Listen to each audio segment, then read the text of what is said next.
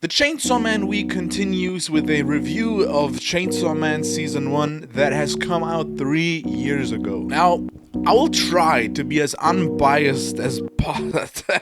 Now I'm not. I think it's very clear that I am a big fan of Chainsaw Man as a whole, and I mean, you can guess that I love the show, and I really fucking do, but I actually want to talk about other things than I did in my Chainsaw Man manga video that released a couple of days ago. So if you haven't watched that, this is pretty much just a continuation from that, put it into perspective when we actually talk about the things in a review video. Because in Chainsaw Man's case, this actually makes a lot more sense than one would think, because honestly speaking, the manga and the anime have so many differences, and these differences are that large that making a review or talking about both of them individually makes a lot of sense. Because these differences are quite massive when it comes to the feel of the world and storytelling as well as content.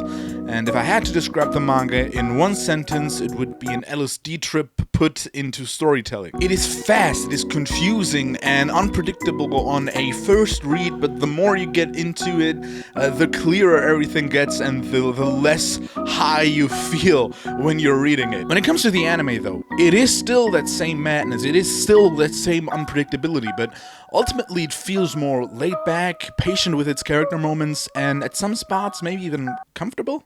And I feel like a huge part of that is the sound design and soundtrack, which is handled by none other than the fucking GOAT, Kensuke Ushio. I mean, before Chainsaw Man, he was already doing some of the craziest shit that I've ever heard in anime. For example, Devilman Crybaby, which is a banger soundtrack, and sometime down the road, I feel like I have to do an Silent Voice review, because a big part of that movie being so good for me is his soundtrack. And while he is still doing the Chainsaw Man soundtrack right now with the Erase movie and hopefully Season 2, he is also doing the Dan soundtrack, which seems to be a hit show, or has already been a hit show. So what now if you take that action-packed and fucked up tone of Devilman Crybaby and mix it with this slow, tragic, and even comforting soundtrack of A Silent Voice? Just let me tell you, you get absolute fucking cinema.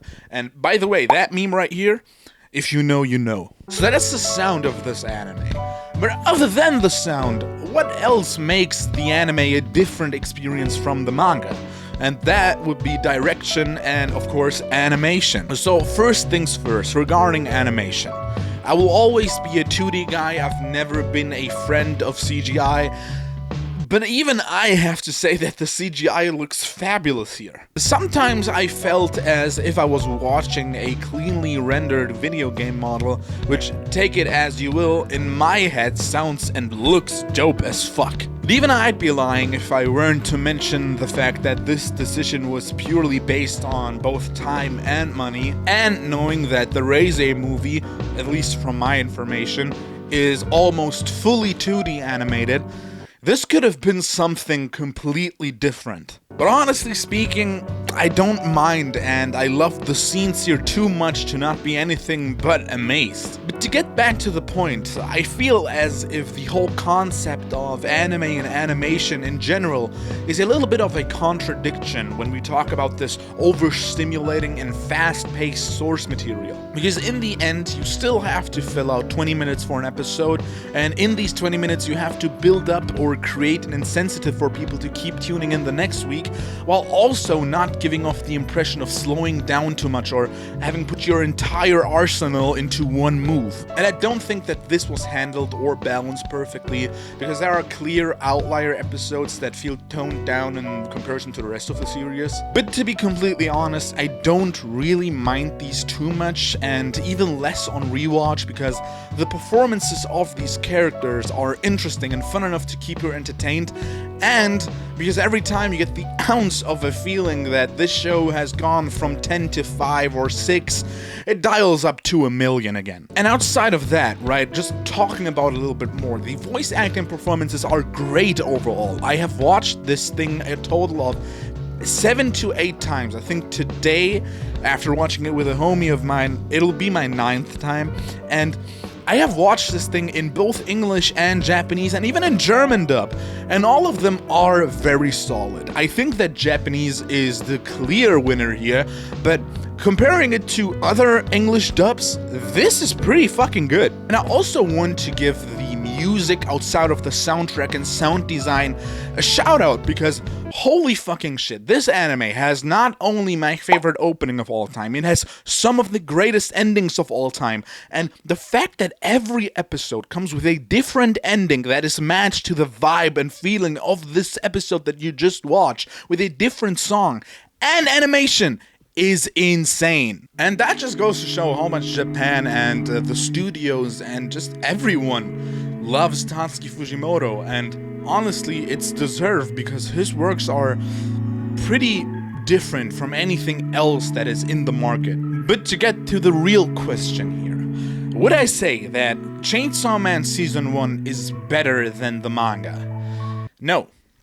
But I also wouldn't say it's worse. I would say that Chainsaw Man Season 1 in that regard is kinda special, because I have the strong feeling that the movie will feel like a true adaptation of the manga with its more colorful look and the more simpler character designs, whereas Season 1, for example, feels like an interpretation of the source material. If I had to put it into context, I'd say that it feels as if a fan really pinpointed every nook and cranny of cinematic feel that the storytelling in the manga already had and put that to a screen, which works incredibly well most of the time, but kind of falls off and slows down at other times. So putting this thing on my scales, I will give Chainsaw Man Season 1, as an artist, as a fan, as someone who looks up to the way that this story is being told, I will give this thing a 10 out of 10 on my enjoyment scale.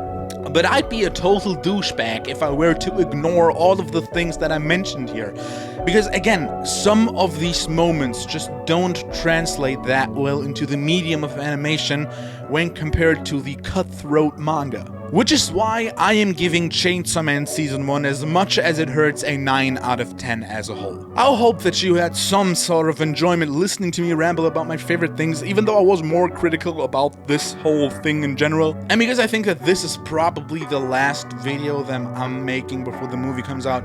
Enjoy the movie, guys. I hope that you have a wonderful day, and if you have read Chainsaw Man, if you had watched Chainsaw Man Season 1, tell me what you thought about it. I'd love to know. And until then, I'll see you next time.